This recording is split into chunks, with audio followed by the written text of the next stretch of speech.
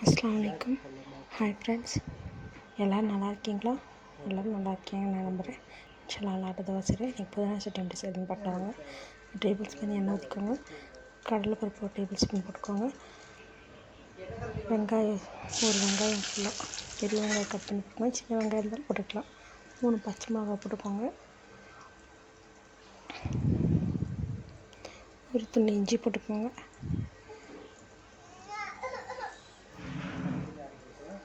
ரெண்டு பல் பூண்டு போட்டுக்கோங்க.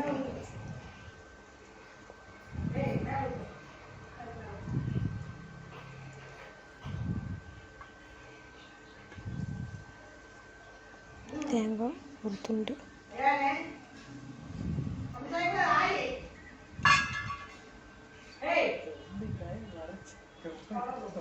எல்லாத்தையும் நல்லா வதக்கிக்கோங்க.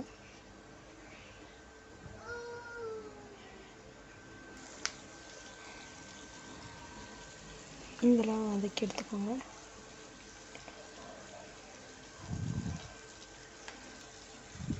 ஒரு கைப்பிடி புதினா போட்டுக்கோங்க.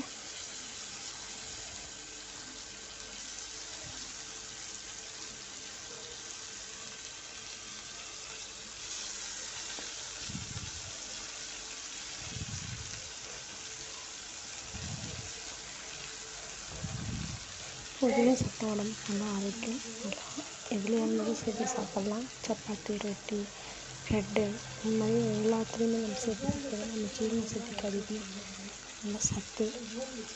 அதனால் நீங்கள் புதினா எல்லாத்துலேயுமே சேர்க்கலாம். நல்லா வதக்கி எடுத்துக்கோங்க.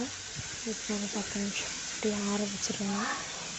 நல்லா வதக்கி எடுத்து ஆற வச்சு மிக்சியில் போட்டு அரைச்சி எடுத்தால் புதினா சட்னி ரெடி. இந்த மாதிரி நீங்களும் செஞ்சு பாருங்கள். பை.